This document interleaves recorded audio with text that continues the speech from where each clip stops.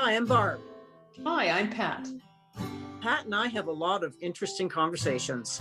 Yes, and we thought you might like to listen in to our podcast that we've called Coffee House Inspirations. We hope you will enjoy our topics. Good morning, Pat. Good morning, Barb. How are you today? I'm good. How are you? Well, I just wanted to mention that because these are, coffee house chats, I have a cup of coffee today, which is delicious. Thank you. I have water. I already had my coffee, so I'm having water now. Well, you're probably a little ahead of the game because you're hydrating. Did you know that almost 70% of our body is water, liquid, some kind? I thought it was nice. I actually thought it was more. The last I read was 70, and that means that you have to drink a lot of water to keep that body full. Yeah. It just seems to me like it doesn't take much to get dehydrated, does it? No, that's true. And even when you don't, even if you're not feeling thirsty, you still need to kind of force yourself to drink that water. So yay to you. And so today we have decided that we're going to have a discussion about self-talk. Okay. And that is an examination of what is in our heads most of the time. And we were playing with this idea the other day and found a statistic that said that 70% of our thoughts are either negative or repetitive or both. So Let that sink in. That's a large percentage. That's the same amount of water in our bodies. Right. Maybe the water is carrying the negative thoughts and the repetitive thoughts. Well, let's not go that far, but it's just, if you think of a pie, just in those pie charts, and you look at a 70%, that is, by far the majority of the pie. Yeah. In our kind of regular daily awakeness, when we're awake, not sleeping, we're 70% of the time thinking repetitive thoughts or negative thoughts, and that's kind of mind-boggling, isn't it? It really is, because it just, when you I don't know, you would think that you would have more positive things to think about than that, but if that's the data. Well, and then when you look at where the data comes from, it comes from studies that have, I think the one that I read, and I think we talked about this a little bit, had about 400 students. It was at one of the universities in the States, and they were sort of monitoring their thoughts with a team kind of thing. And these negative thoughts were very, very repetitive and also very familiar to the participants. And when they discussed it, they discovered something interesting. And that was that most of the time they had no awareness of these thoughts going through their heads. Oh, okay. And the question is then why? And then we came upon this, this interesting observation about the conscious and the subconscious mind. Mm-hmm. And that most of that conversation that we're having with ourselves, and partly why we're hardly ever aware of it, is coming from the subconscious mind. Well, that makes sense. And then the next question is, how did it get there? Well, I was just thinking that when you said that, I thought, well, how did all of that get down there then? Exactly. That's what I think when I say down there. I mean, down in the subconscious. Yes, yeah. Below, and it means just really below the conscious mind. Mm-hmm. And so that in that subconscious mind, and what the research is showing, and what the professionals are saying in both biology and psychology and physics, is saying that from the time we're 0 to 7 years old, most of our learning is complete in terms of how we see the world. And where does that come from? Family, culture, school, in the very beginning stages of school, because by that time we're just starting in school. Mm-hmm. That most of what we're learning of the world has come from our very early years. And you used a word the other day that I thought was a really good descriptor. You said we must have been sponges. With no filters. You know, when you're 3 years old and somebody tells you something, you have not yet developed a logical sort of mind. Yeah. Yes, like you're 4 years old and your parent says something off the wall, and you're just going, oh, okay, instead of, as an adult would say, what the heck are you talking about? So instead we're just absorbing, and with no filters. And one of the sort of explanations, I guess, of that is that from when we're very young up until 6 or 7 years old, we're in a brainwave called theta. And it's kind of that, that dreamy, imaginative, kids are always playing imaginative games and, riding real horses, and they've got a stick and they're in the forest and they've got this huge imaginative world going on. But they're also taking in information the same way with no filters and that sort of thing. So that 70% that we hold as adults has nothing to do with the way the world is. It's the way we were told the world is. Wow. No, That's amazing. And it doesn't seem like, when you watch a young child or a baby, like anybody in that period there, it actually doesn't seem like they're taking in a lot. Same with a young animal and stuff. But then, when you really observe, you can see them watching. But I never realized before how much they're actually absorbing, because to me it seems like, well, they're just not really aware, but they must be. Oh, for sure. Aware and absorbing and interpreting data too, in a way that you would interpret it. And so, there's a gentleman he's a doctor, Bruce Lipton. He wrote a book called The Biology of Belief, which is sort of a modern day textbook for the new biology and bleeding into the new physics and that sort of thing. And he describes it like computer programming. And he said, if you go into a computer store and you buy a computer and you take it home and you're all excited because you're going to get on the internet and you're going to, do some typing and you're going to use a spreadsheet, and you get it home and it's blank.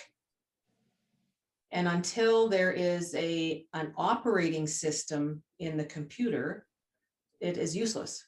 The operating system takes in the information and data that you want and then gives you something back. And he describes it like that. It's that we now at this, as we're coming out of our childhood, we now have the operating system of how we see the world.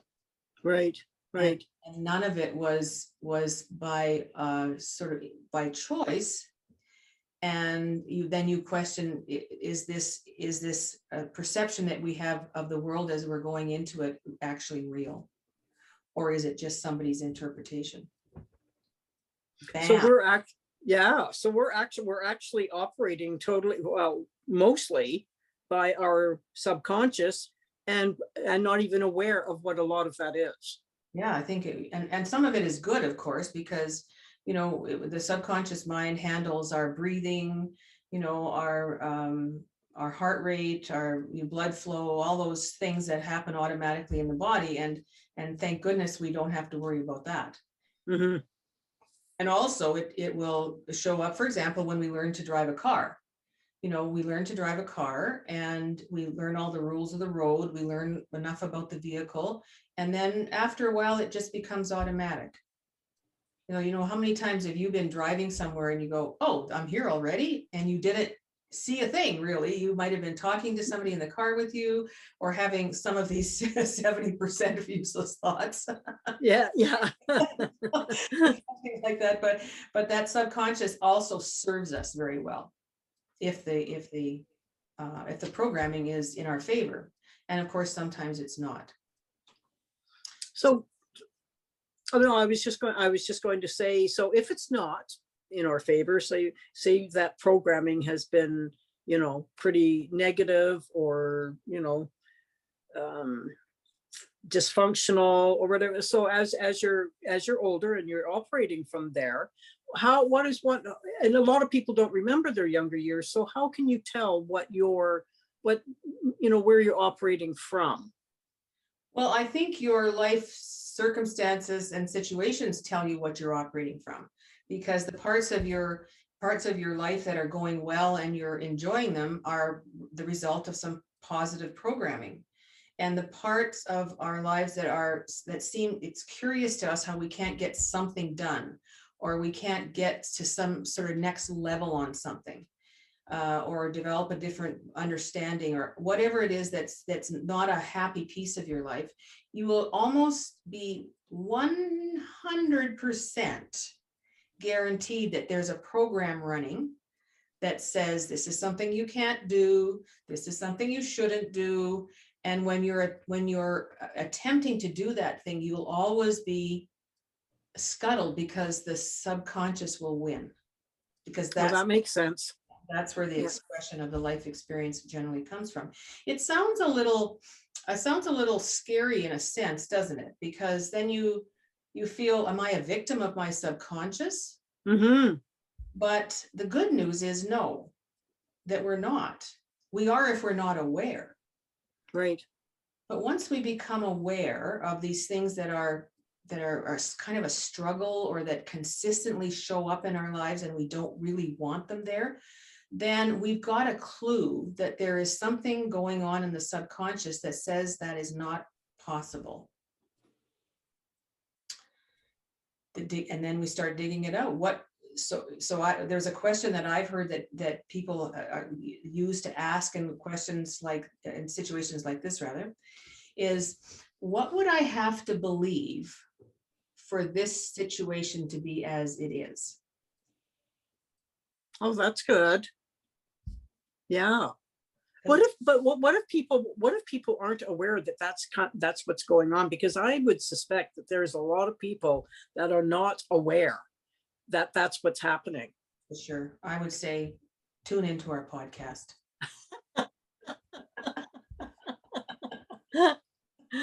Bravo. Yeah, because I would think that there would be a lot of people that actually they actually don't, they probably think that they're operating from the conscious mind, and they're not even aware that it's coming from the subconscious. Yeah. And I think people find their way to that in different ways too. Reading is a really great way. Sometimes you're so frustrated, you'll either go into therapy, or you'll talk to somebody who says, something that might spark a little idea of that. And a lot of the literature in all of the disciplines really now point to the importance of understanding the difference between the subconscious and the conscious mind, because the conscious mind is really our ally in this, because that's where we're making choices from. So let's say we've got a program running that says, when the traffic gets heavy, I can't drive very well, because I've heard that. And does that make sense? No.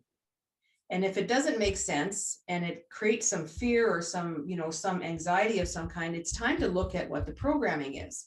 And these are the things that you'll hear from people who are frustrated with the growth of a city, for example. Oh, the city's getting so big, I can't take the traffic anymore, and it makes me crazy. And there's these drivers and blah blah blah, and there's always road construction and blah blah blah blah. And so you come up with all of these negative programs that actually make it more difficult to actually drive, because you've raised some fear, you've raised some anxiety, and really the city is just humming along like a city hums along. And right. We're now, and what we're often reacting to is some old programming, or some things that people have been saying, repetitively and such. Do you have any of those? Oh, a few. Just a few. So do I. And so I love the idea of being aware of them, of hearing myself say something. And that's why it's always great to have, millennials as children, because they're not afraid to tell you what you're full of.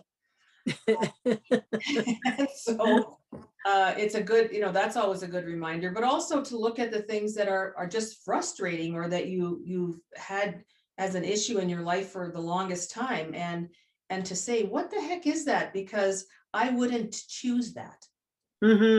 Right. Who did? Yeah. Yeah. That's good. That's a good point, because that happens all the time to, circumstances are happening in people's lives. And you're right.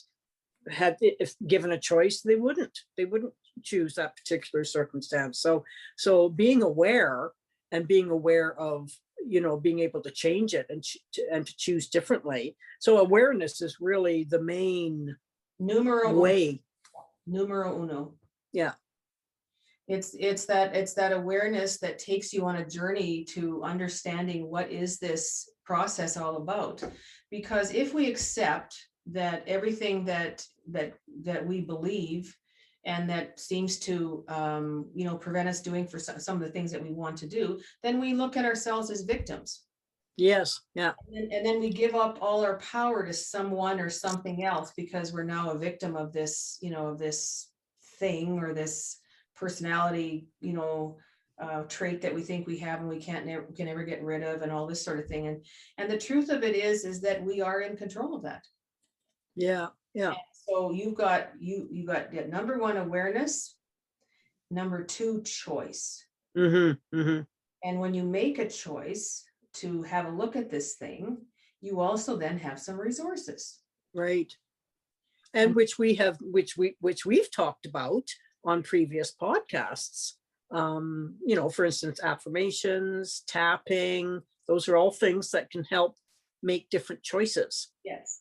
And the subconscious is not a fool. It won't just take one or two of these and say, oh, okay, today I'll do that. Oh, tomorrow I'll do that, because the conditioning runs kind of deep. So when you find something that is you're really getting in your way, and you want to change your kind of belief about it, it takes time, it takes focus, and it takes commitment, because you may be, 30, 40, 50, 60 years old. So your subconscious has been running that program for a long time. So it's like, when you drive through the same little ruts all the time, and the ruts just get deeper and deeper and deeper.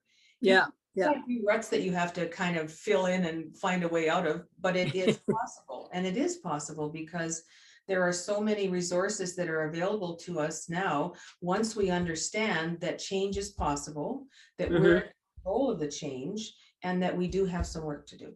Right. Well, I have a good example of that. Now, this was before I was even aware of this data that we're talking about and this stuff that we're talking about now. This happened I'd say probably 15 years ago. We had a clock, and it was one of those ones that would shine the time up on the ceiling. And so I would come downstairs, sit down, I'd look up at the ceiling to look at the time. Well, that eventually broke, and it wasn't working. And so when I came downstairs, I'd look up at the ceiling and I'd think, oh, okay, it's not there. So I have to actually look at the clock, because you can still see the time there. And then I did that for a few days. And then I thought to myself, okay, I'm going to have to just make sure that I consciously start looking at the clock instead of the ceiling. And so I kind of, practiced that for a few days. And then eventually one day I noticed that I came downstairs and I automatically looked at the clock. I wasn't looking up at the ceiling anymore. I wasn't thinking about looking up at the ceiling and then back down on the clock. I was just looking at the clock. And it happened with, so subtly. And it took probably, I'd say maybe about 3 weeks for that to change. But eventually it did. And then I just started looking at the clock. And then you never looked at the ceiling again. I never looked at the ceiling again. I think that's such a good example of how that takes the time and the awareness and the focus to do that. Because in your mind, you said, it's crazy for me to be looking at the ceiling when that's not where. And that's the same sort of place that we might get to at times is you're doing this thing that doesn't work, and you go, what am I doing? I got to stop this. just because you said it doesn't necessarily mean you stop it. But if you make that the conscious choice, pardon me, to do that thing over and over and over again, one day, just like you said, you'll start looking a different way. Yeah. Yeah. And I think that's true of a lot of things, especially in, in this, we've got a city that's growing, and we were talking about this on another podcast, is you find yourself in those old kind of feelings that things shouldn't, or thoughts that things shouldn't get too big, cities are too noisy, growth is bad, and you might have actually heard that from your parents. It's, oh, this shouldn't be like this don't need this many people on the street and all this sort of thing. And you see something, a new development, and all of a sudden that's the programming that comes up. Oh. And you're just kind of feeling a little bad about it, because you feel like, I know I'm a boomer and I'm kind of stubborn, but I think that we as we embrace things differently, we feel different, but it takes some work. I would agree with that. Yeah. Yeah. Because I don't like all of the change going on in the neighborhood. It's been going on for a few years, but I'm trying to understand where that has come from. So this is actually going to be helpful for me, because now I'm going to take a look, and I'm going to think about it a little bit more. Why is it that it bothers me that much, the change? Well, what about even asking that question, that is, what would I have to believe to feel? Right. And I would say there might be some hidden in there, some belief that things shouldn't change. Mm-hmm. And then you don't need to know much more about it than that. You don't really need to know who said it. You don't need to know which parent or grandparent or aunt or uncle might have got that thing going in your brain. But you have an idea now that you can say something in terms of an affirmation about embracing change. Oh, so you don't need to go back to where that came from. Yeah, that's right, because you can't always know. So you just have to ask your question. You ask the question, what do I have to believe to feel this way, or think to feel this way? And then just choose to make a different thought, or come up with a different thought and work with that. Exactly, because it has, it would have a lot to do with change and a resistance to change. So if you had that belief that things are going crazy in the neighborhood, and there's too much of this and too much of that, and I'm going, I don't like this, and then you go to that question, what would I have to believe to have those thoughts and feelings? And it would be something about change, I'm thinking. And then you would go to a more positive affirmation about change. Okay. And that would be like, I am accepting change more every day. So you want it to be in the present, so that the subconscious doesn't think it's going to happen sometime in 2028, but that it is happening now. I am accepting change more and more, feeling more at ease with change. I like the feeling of being at ease with change, or, a number of things that you could use to ease that resistance, because it's the resistance that keeps that belief going, that things shouldn't be. Yeah, that's actually a really good, because I mean, those negative thoughts can have ramifications, because like the house next door, it used to be this tiny little house, and there used to be all of these beautiful lilac bushes separating the properties, and so that all got torn down, and now there's this great big huge house next door, so all you see is this wall. And then I'm a little embarrassed to say this, but it makes me not even like the new neighbors, and it's not even their fault, but it's That's just right. And I like that you said that there are repercussions to that, because the thing about this idea of looking at those things that are upsetting and frustrating to you are a clear indication that there are some programs running. I mean, there are things that are wrong. You don't want anybody to come onto your street and purposely look for animals to run over. You wouldn't say, well, I don't like that resistance to that. You're still using your conscious evaluating logical mind. Yeah. this kind of housing issue has already come and gone. Mhm. You're left with those feelings, and this house is built, the family's living their lives, everybody's doing what they do, and you're feeling the same thoughts, Right. which doesn't serve you, because it doesn't, number one, it doesn't allow you to stay present, Mhm. going back to these feelings. And it doesn't allow you to look for change in yourself, because you're hanging on to that kind of belief that this is not the right way to go. Right. And so the thing about, about these new messages and these more positive thoughts is it makes such a difference, because you're doing and having and making them in present time. And they're Because, go ahead. well, I was just going to say, because that way, if you're doing it in present time, you're not relying on the old messaging, are you? Exactly. And that's one of the portals into the subconscious, is to make those statements and affirmations in the present moment, as though they have already happened, Okay. so that the subconscious is now absorbing new information. And I'll guarantee 100% that if you did that on a regular basis and committed to that affirmation, that one day you would look at that house and say, wow, I hadn't noticed that I like the color of the stucco or the building or something of that nature. And that you can only see that once you have released that strong belief that change is not good. Yeah. Do you have an example of something that recently in your life that you've had to do that? Yes, COVID. Oh, that's a big one. That's it, because I've really worked a lot in the last number of years to understand and to try to embrace what it means to be present. Sometimes I have more success than others. You can ask my millennial children. But the COVID is a good example, because it at first it felt like it came upon us as a scourge, and that we had no choice left, and we were going to have to sit this out in some kind of pain and agony. And I'm sure that there are people who do and feel that way very strongly. But I found myself, getting up in the morning and wondering what am I going to make of this day? Mhm.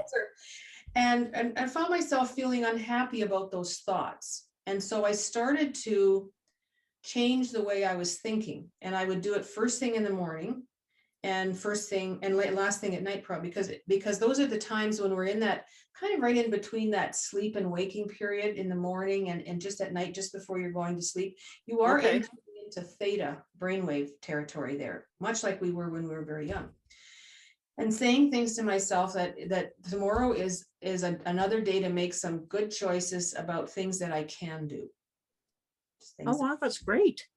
And that I can work my way through this day with as much ease and kind of ease and pleasure as possible, and then say thank you, sort of as though the gratitude indicates that it's already happened.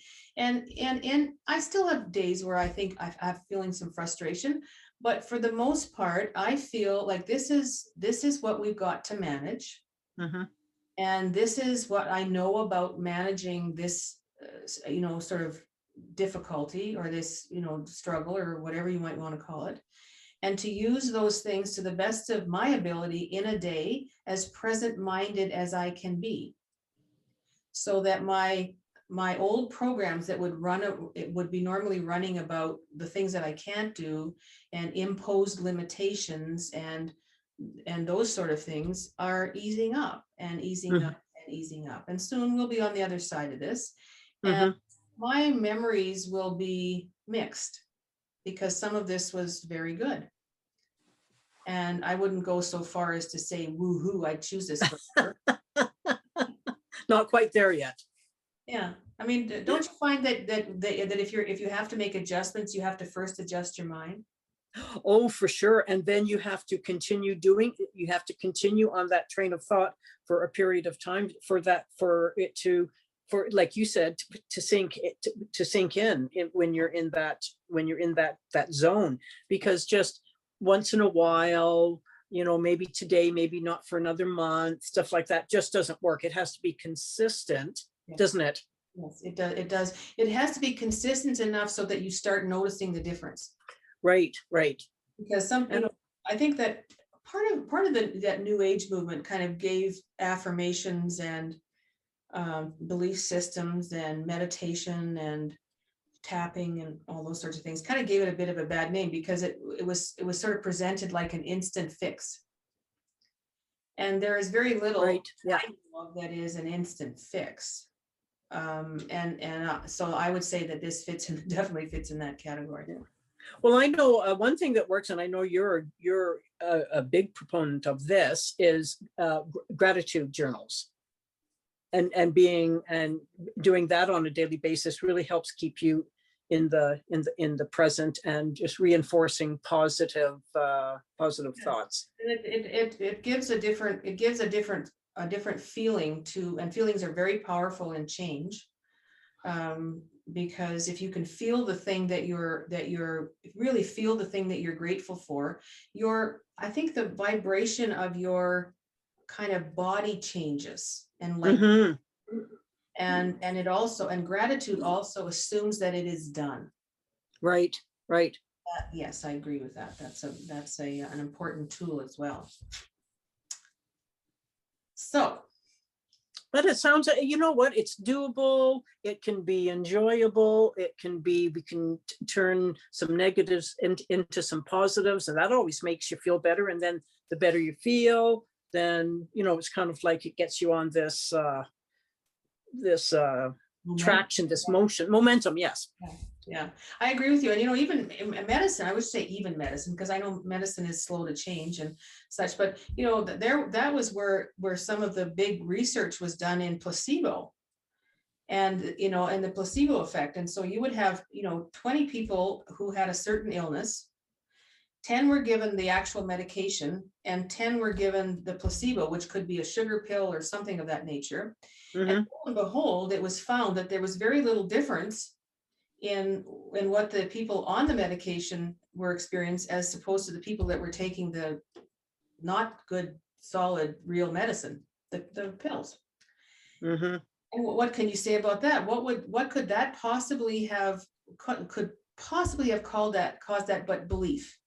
Yes. You might have belief you might have a strong belief in doctors, strong belief in medicine, strong belief in medication, so that at some point it doesn't matter what you get. It's just that the doctor gave it to you. It was in a legitimate looking pill bottle or vial, and you accepted it as real. That's a huge piece of information in all of this. And then also there's something called the nocebo, and that's the belief in the negative. Oh, I've never heard of that. And so the nocebo effect means that if you believe that something actually won't work, and it's the real medication, it won't work. Oh, really? I've never heard of that. And I think that most of that nocebo research has been done in beliefs, like in negative beliefs and stuff, but it shows the power of the belief. And I believe that is just so powerful. I agree with that. Well, let's just end this on something that we totally agree with. Okay. All right. That was fun, and thank you. And we'll see you next time. Okay. Is there anything that you or I are going to, what about the book? Oh, yes. I almost missed that. Thank you, Barb. So we've come across a book.